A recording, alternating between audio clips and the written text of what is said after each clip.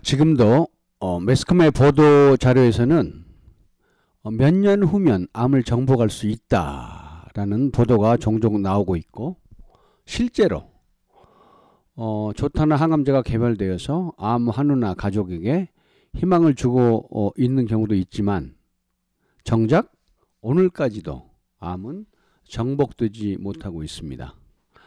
저를 소개합니다. 저는 스티브 김이라고 합니다. 제가 이 자리에 선 것은 암 환우나 그의 가족들이 겪어야 하는 혼돈과 또 어떤 길로 가야 하는가의 심적 갈등을 최소화하기 위해서 제가 가지고 있는 조그만 지식과 지혜의 경험을 여러분과 나누고자 해서입니다. 왜냐하면 저도 경험을 했듯이 가족 중 한 명이라도 암 선고를 받으면 어떤 절차를 밟고 또 어떻게 치료를 해야 되는지, 즉 병원을 통해 수술하고 항암하고 방사선을 할 것인지, 한방치료를 할 것인지, 아니면 대처법을 선택해야 하는지, 과연 어떤 길이 생명의 길이고 어떤 길이 사망의 길인지 명확하게 알 수가 없기 때문에 이걸 결정하는 것도, 또 결정을 하고 나서도 불안하고 마음이 편하지 않은 게 사실입니다. 그러한 과정을 통해서 결과적으로 또 재산을 잃고 생명을 잃는 경우를 너무나 많이 보아왔기 때문에 어떻게 치료를 해야 하는 것이 좋은가를 매우 심각하게 고려해 봐야 합니다. 저는 많은 공부와 연구를 통해서 감사하게도 암을 다스리는 방법을 알았고, 또 많은 임상 사례를 가지고 있습니다. 결론적으로 암을 정확하게 정의하고 암의 원인과 암이 인체에 들어오는 길을 정확하게 안다면 암을 다스리는 방법은 의외로 간단할 수 있습니다. 너무 어렵지 않습니다. 이게.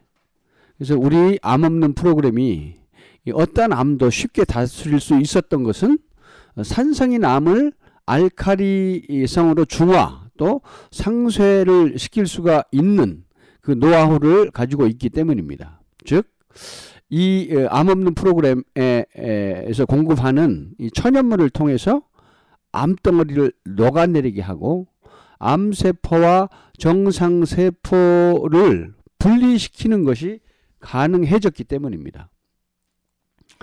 물론 사람의 상태와 또 암의 경중, 그러니까 스테이지 1이냐 2냐 아니면 스테이지 4, 예를 들어서 뭐 4기나 말기냐에 따라 물론 다릅니다만은 대부분 인체 내의 암덩어리가 녹아서 코와 입과 또 대소변을 통해서 검붉은 핏덩어리로 나오게 됩니다.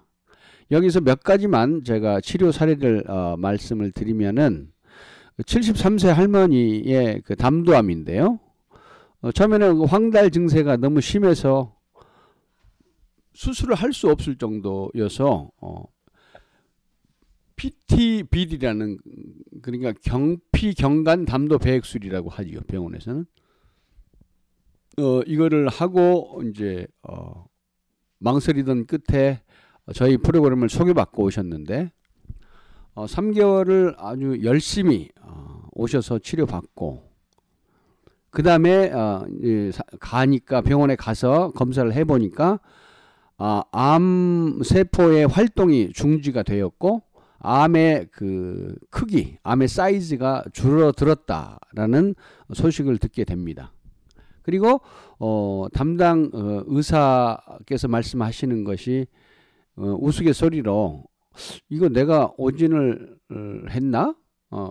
그렇게 고개를 갸우뚱하시면서 혼잣말을 하셨다는 그 가족들의 전원이 있었습니다. 그리고 이 할머니 같은 경우에는 이제 앞으로 3개월 정도를 더 치료하면은 거의 아마 정상적인 삶을 사는데 문제가 없을 걸로 판단을 하고 있습니다. 물론 앞으로 1년 정도는 음식을 철저하게 음식요법을 해야 되고 또 운동을 겸해서 치료를 해야 될 것입니다. 또 두 번째의 경우에는 위암에서 이렇게 이제 다른 장기로 전이가 돼서 이렇게 이제 남자분이신데 병원에서는 이제 더 이상 뭐 해줄 게 없다 해서 이분은 이제 사실 유서를 써놓고 이제 산으로 들어가려고 이렇게 하다가 우연히 또 친구의 소개로 저희 프로그램을 시작하게 됐습니다.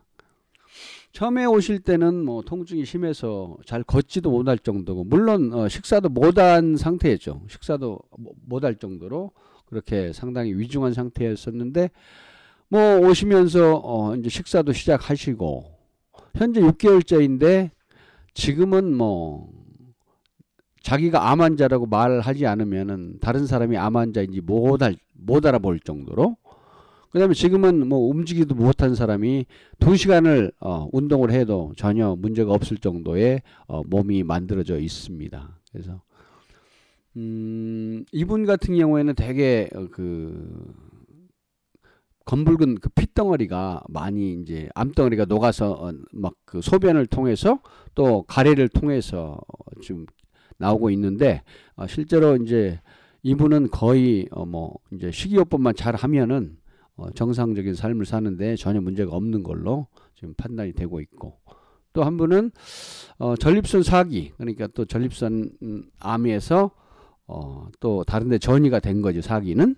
근데 이분은 뭐 한 3개월 안에 완치가 되어서 이제 또 자기 사업을 열심히 하고 계시고, 또 어떤 분은 직장암 말기죠. 폐까지 전이 돼서, 그래서 세브란스에서는 이제 뭐 생명 연장 정도로 항암을 하겠다고 해서 이제 모두 끊고 또 저희 프로그램을 시작했습니다. 그래서 움직이기도 힘든 그런 분이 2달 치료 만에 이제 상당히 많이 호전되어서 정상적인 삶을 살고 있습니다.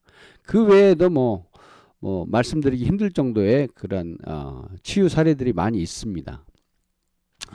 시간 관계상 그거는 제가 더 이상 여기서는 말씀드릴 수가 없고요.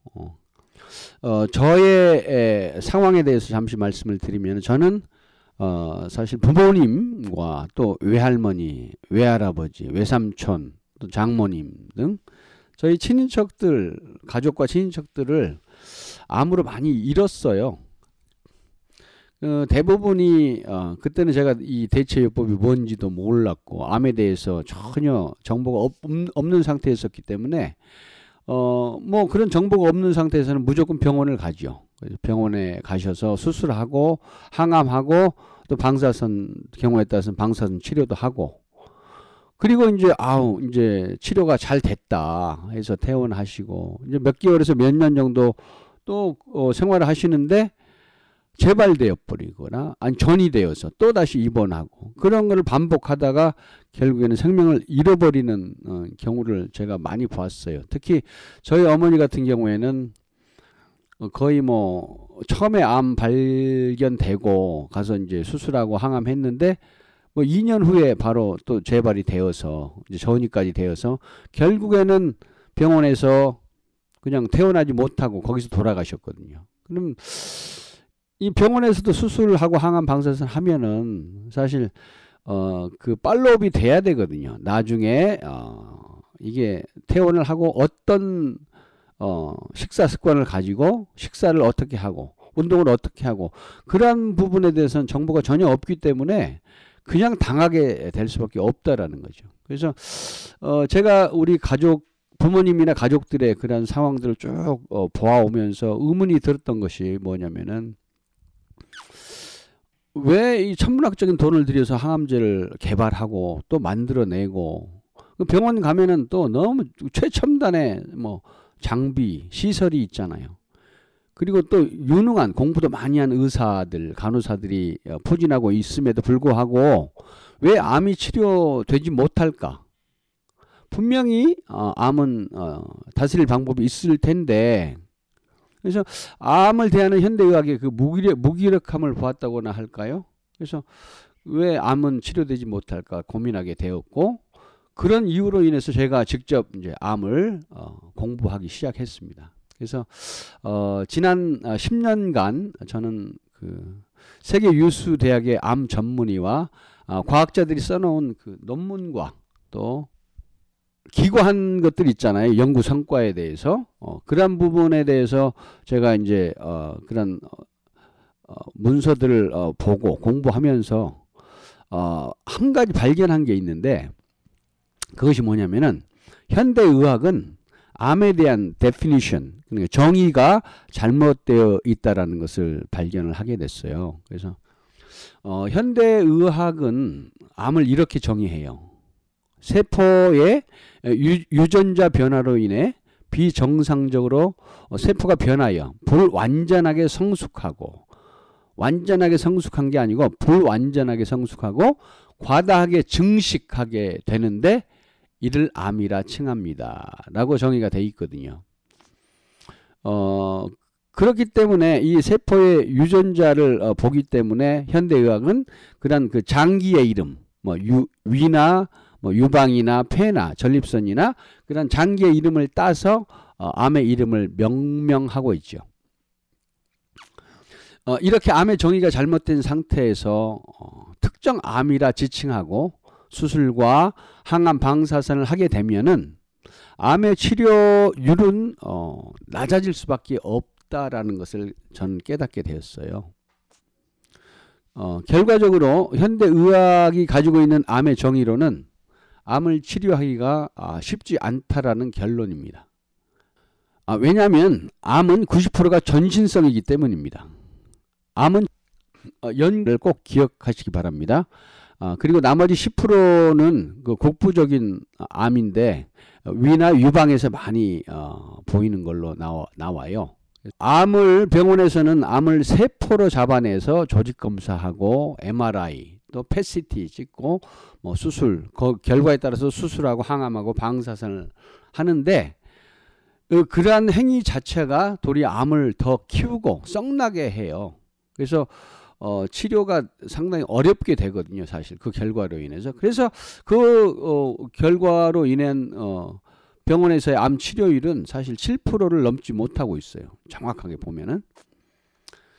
그렇지만은 제가 암이 전신성이라고 했는데 왜 그러냐면은 저희가 말씀드리고자 하는 암의 정의가 병원과 다르기 때문이에요.